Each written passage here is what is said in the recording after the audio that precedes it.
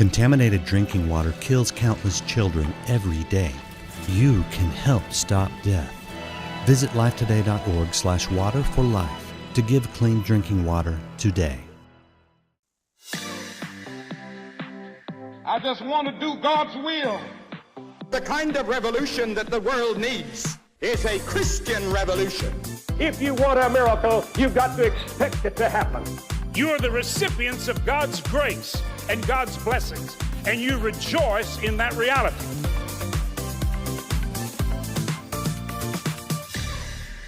Welcome to Life Today Live. I'm Randy Robinson, and you know, there's this kind of funny thing if you think about it. I think God has a little bit of a sense of humor, but if you look in Scripture, so many of the stories start like the great stories, like these are the big ones, you know. They just start with God saying something and the person's going, no, I don't think so. And I think that's human nature, because a lot of times when we feel like God's calling us to do something, it's beyond ourselves. It's a little scary. There's just a lot of unknowns going on there. And the tendency is to be like, I don't think so. But we're going to talk about something today.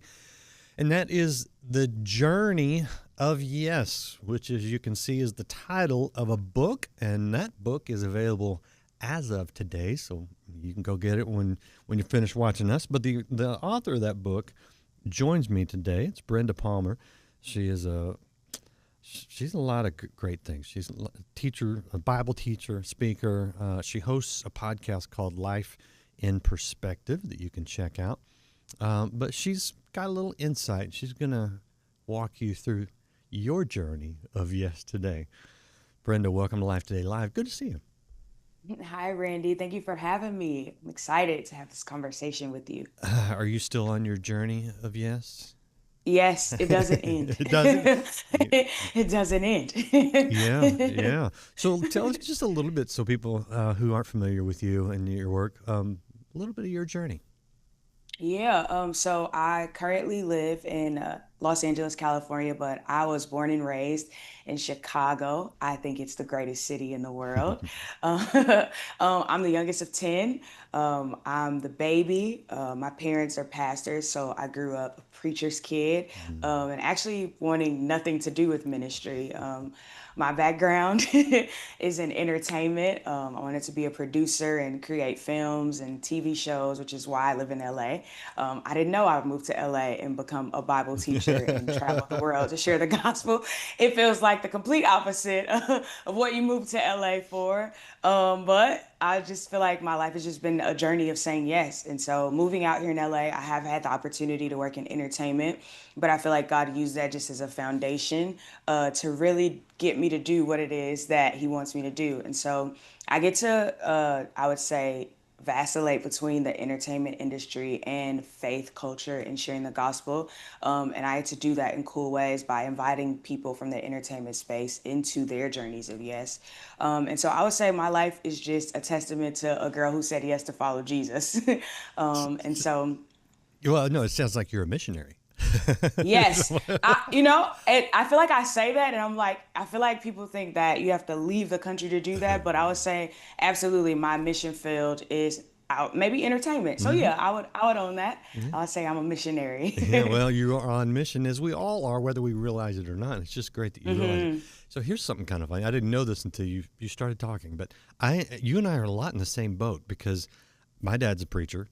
I went to college and went to Oral Roberts University, loved it, proud of it. But there are a lot of girls there who are like, I want to marry a minister. And I'm like, you got the wrong guy, because that's not me. I'm not going into ministry. I studied film. I wanted to go to I wanted to go to LA until I went to LA, and I was like, I don't know that I want to be out here. But right, and you know, it's not a slam on the city. There's a lot of great people. No, but I get it. You get it, it's right? Different. It is, and so I didn't go that direction. Went television, but always had a love for film. But yeah, sometimes we kind of we run a little bit. I mean, I didn't want to be here at the ministry. Don't get me wrong. I'm right where God wants me to be, and I'm glad to be here, and it's been a blessing. But you know why?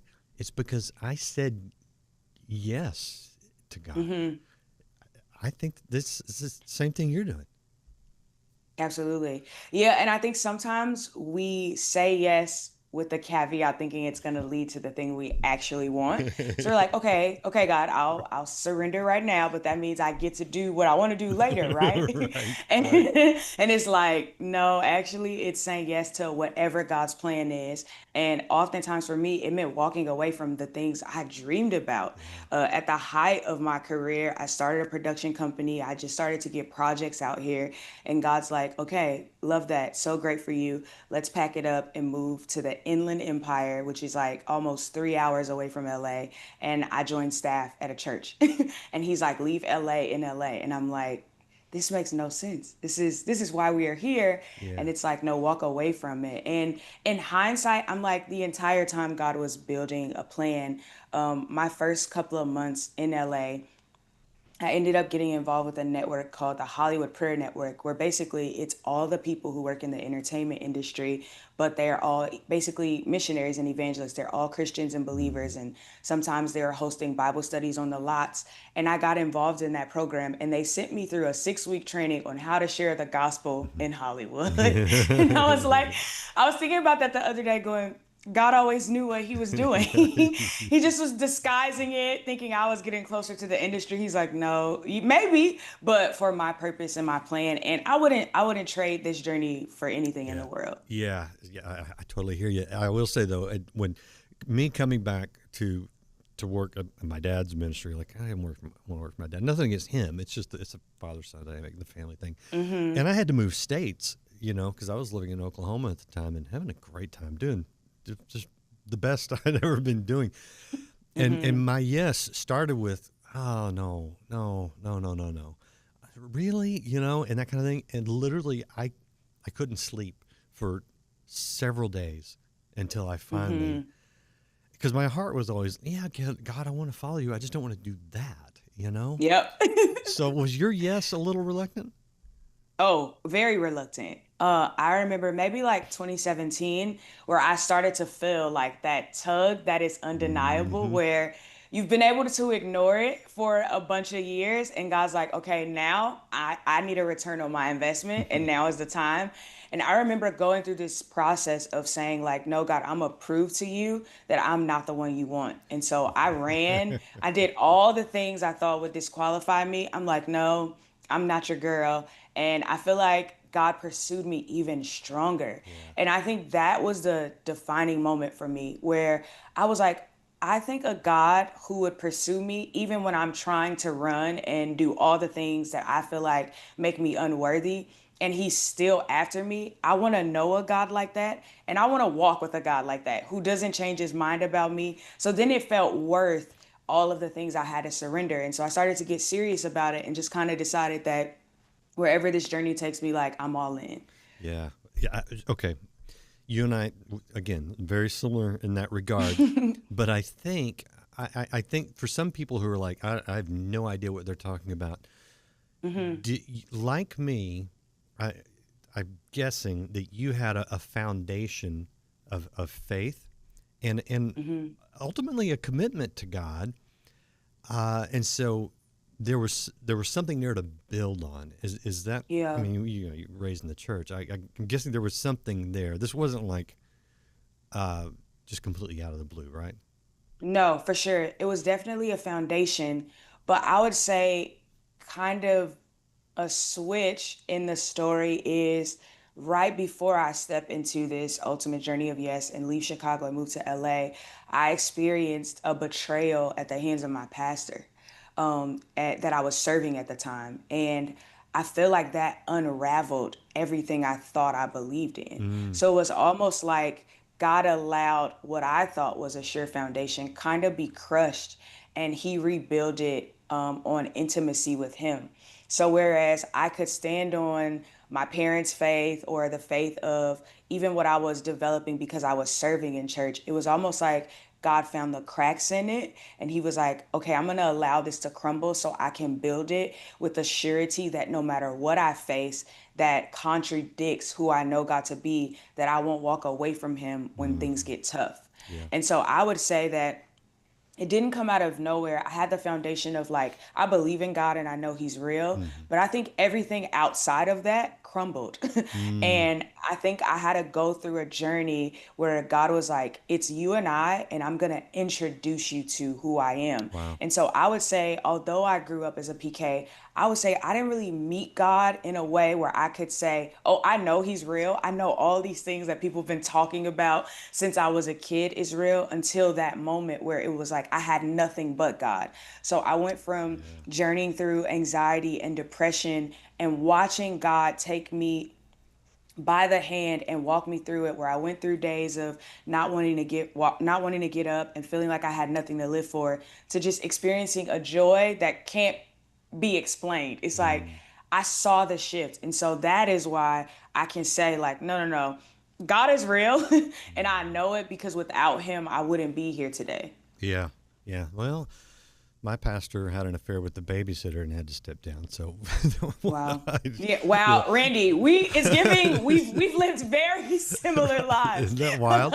Yes, One difference would be that I had seen it enough that I wasn't like for shocked. sure. I was just disappointed, Yeah. because you're like, Yeah, yeah, yeah. and Yeah. I know, and I like, dude, man. Anyway, but Yeah, that no. happens. But it does. You're right. It does drive you into that personal relationship with God. So you're experiencing a level of joy because of that dynamic, and that's, I mean, having that kind of relationship with God is joyful. And I don't, if you haven't been there, it's hard to fully explain to some people. So it's like Yeah. you gotta try. Come You and just gotta taste, try it. come and taste that the Lord is good. Scripture says, but at the Yeah, same time, I mean, sometimes that journey is a little scary because it's unknown. Was there for any like sure. nerve? I wouldn't call it fear, or maybe a little apprehension, but just definitely nerves.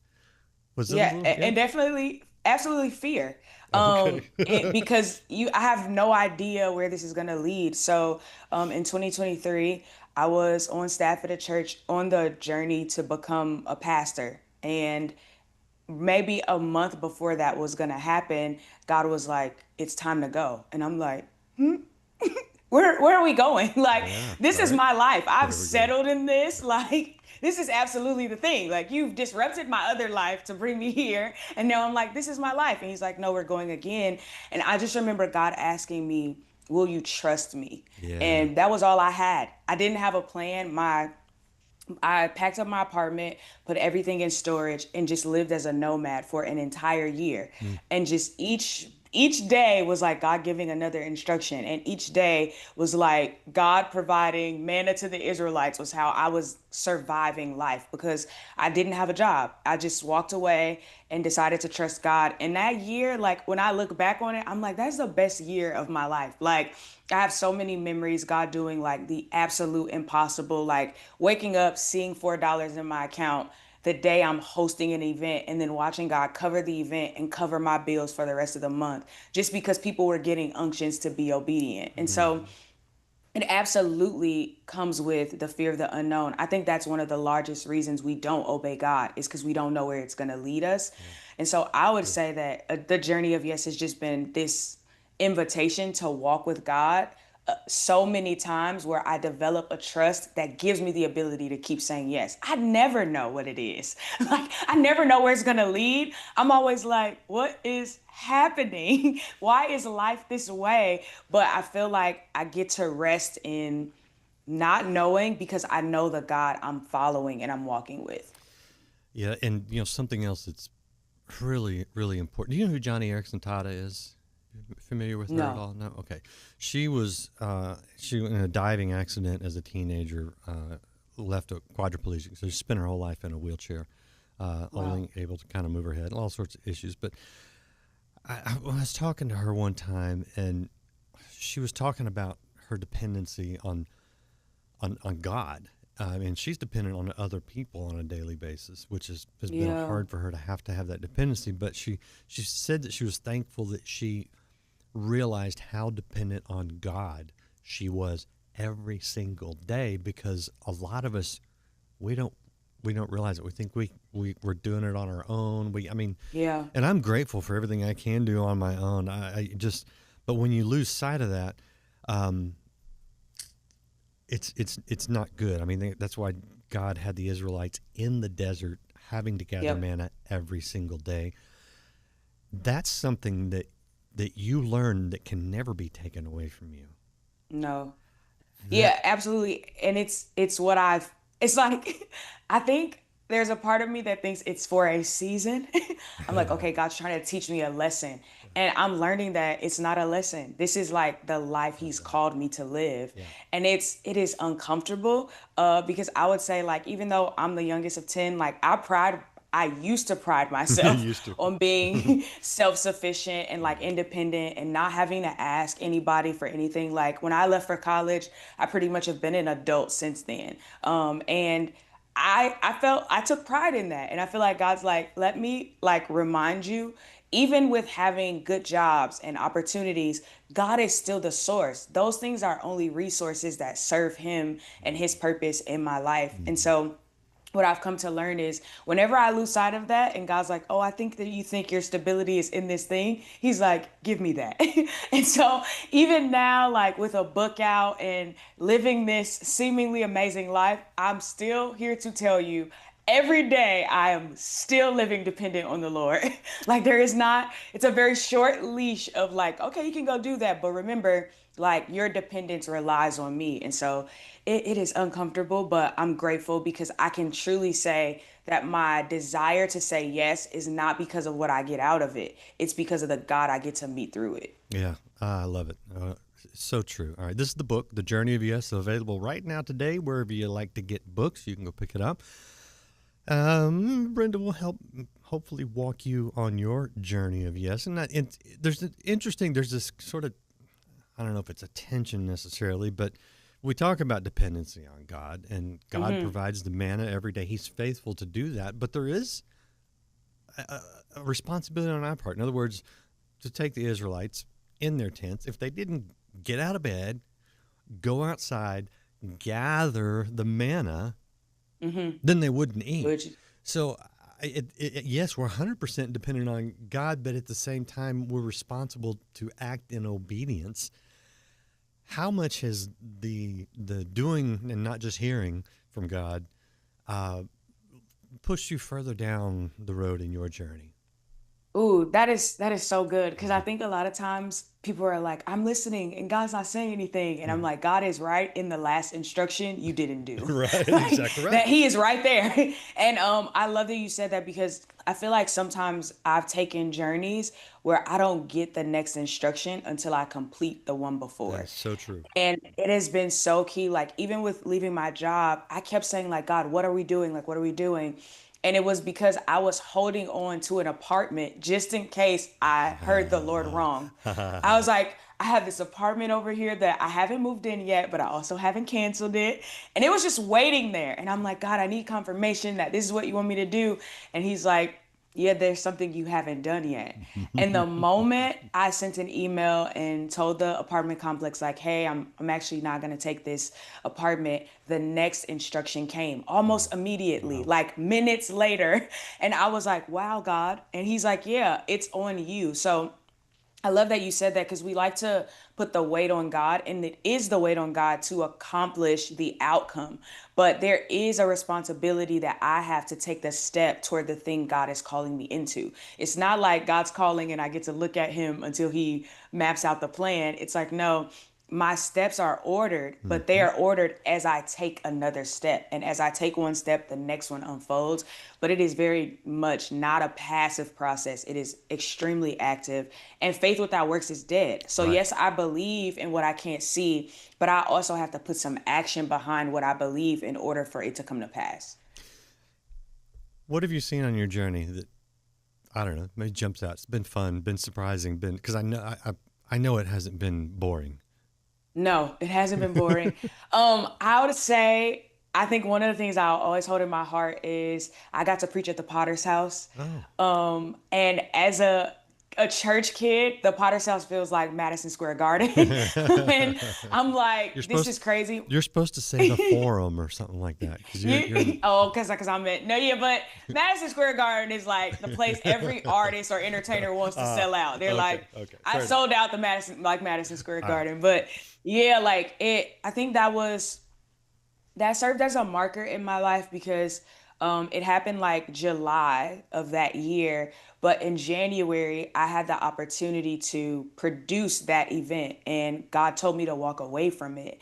And I didn't really have like an understanding of why. I'm like, God, we don't have money to just be walking away from things. Like this doesn't sound wise. Like this doesn't make sense. And 2 days before that event happened, I got the call to be a part of it and to preach. And I was very, very new in the whole like preaching thing. And I'm like, wow, I had no idea that and what God asked me to surrender in one moment would lead to this moment that like, and it obviously, right, like it's always about the assignment and never about the room, but it was almost this way of God saying like, wherever you need to be, I'll put you there. And sometimes when we have to walk away from things, that is a reason we don't say yes, because it's like we can only see what's in our hands and we're like, God, this feels really good. And he's like, yeah, but if you trust me, I have like not just what's better for you, but what's meant for you, like where you're supposed to be. And so I think like that's a marker. This year I got to preach in London. That was crazy. I'm like, okay, God, like I could have like the life I get to live, I could have never dreamed it would happen Yeah. this way. Like I thought people would know me, but maybe for making like films and producing great TV shows. But the fact that people recognize me because something I've said has led them closer to Jesus feels like one of the most rewarding assignments I Hmm. could have ever been given. So Hmm. yeah, it's definitely been a journey worthwhile. That's great. You know, the interesting thing is when we surrender, we say, okay, God, all my hopes and my dreams and my plans, Yeah. I give to you. Some of those die because they need to. And we find Yes. later we're like, I don't know why I ever wanted that, right? You know? But other ones I think are God given and we just kind of confuse them. And he'll make them happen. And oftentimes, as you just illustrated, bigger than we could ever imagine. Yeah. And so Yeah. it's not. I mean, they're like something. Jesus talks about a seed has to die and go, be buried. Hmm. He's talking about himself in the script, but there's this principle of sometimes we gotta let things die so that he can raise them up the way he wants to see them, Yeah. and that Absolutely. is that journey. And it's been fun, hasn't it? It has been fun. I never like even I never thought I would write a book. Like Yeah. I'm like I just feel like every phase of the journey, God does something, and I feel like there's always this wink moment where He's like, "I knew this all along," and Yeah, I'm right, glad you right, decided to trust me right, enough right, to make it to this point. right, And right. so That's I so think funny. that is also the freeing thing, right? Because it feels so tense when we have to make a decision that feels like we're losing everything. And God's like, man, if you would just trust me, like I get to use you for my purposes and plans, and then you also get to enjoy the journey. You know what's wild? I needed to hear this and have this conversation at this very moment in my life. Wow. And God just does that. And that's so cool. All right. You guys watching out there, if you're not on a journey of yes, you need to be. And so we're going to point you in a couple directions. This is IamBrendaPalmer.com. You see the book there coming June 24th. It's June 24th, so it's here. You can go get it now. And I love the subtitle, The Everyday Adventure of Radical Obedience. And she calls it radical obedience because it is in the world's sense, and unfortunately some of the church sense, radical. It's just biblical Yep. obedience. And so I guess, I don't know, does this journey ever really end, Brenda? No, no, absolutely not. It's so funny because I literally, this has been like it's been a rough year, like to start off with. And I think I found myself asking the Lord, like, why does it feel like I'm going backwards? Like, Mm, this doesn't make sense. And then the more I sat with it, I feel like God's like, this is not just a title of a book. Like, this is the way I've called everybody to live. It says mhm, if you want to be my disciples, you must deny yourself, take up your cross and follow me. mhm. And I would say that that is what the journey of yes is. It's denying myself every single day. And I think sometimes we can highlight the bigger decisions, but it is literally the simple things. It's waiting in the coffee line and the line has been taking way too long and God says, "Pay for the car behind you." You don't have time to do that. You're ready to go. But who knows that that person behind you needed to feel seen that day and God used you in that moment to do it. So it's not just these massive leaps of faith. It's also in the little things where God's like, would you choose to take in an everyday adventure with me and just say yes? Because you have no idea how I'm using you or what it's leading to. It's me getting in the back of an Uber and being forced to have a conversation with the driver for 45 minutes when I just want to be quiet and listen to my music. But that person needed to encounter Jesus, and God chose to use me as a vessel to do that. And so I think that, no, it doesn't end. I think that every day we become more aware of opportunities to say yes to Jesus. I love it. And honestly, if you're watching, listening, whatever you're doing, you're probably at the end of this discussion because God's calling you on your journey of yes. It just tends to be the way it works. And so I would just encourage you, as Brenda has, you just got to do it. And don't wait around. I mean, you've already heard the first step. That's all you need to hear. You'll get the next one later. So say yes. Go do it. Brenda, thank you so much. Been a real pleasure talking to you. Yes, thank you, Randy. I feel like we're related almost. Well, we absolutely became family. and you know, and that in Christ there is no stronger family bond. So we're already No, there. We just get to find absolutely. it out today. So yeah, Yes. bless you out there in LA. You gotta reach. There's so many good people out there. We trash LA in the church and in conservative, political. There's just so many wonderful people out there. Yeah. So thank you for being a part of them. For sure. Yeah, and I think what people need to know is there is a hunger being birthed here like I've never seen before. So it is really beautiful. I'm excited to see what God's gonna do here in LA in the next couple of years. And For sure. I love that you're getting to see it because that's a part of God's plan for you. So cool. And you can walk in God's plan for you. That's what He's not trying to make this hard for you. It's just that yes, and it starts right now. So say it. And you can follow Brenda. What was your website? IamBrendaPalmer.com. There it is right there. You can check it. Invite her. Just come speak at your thing, maybe. But whatever. We appreciate you being here. If you haven't liked, follow, or subscribe, do that. Hit the share button. And we will see you again next time here on Life Today Live.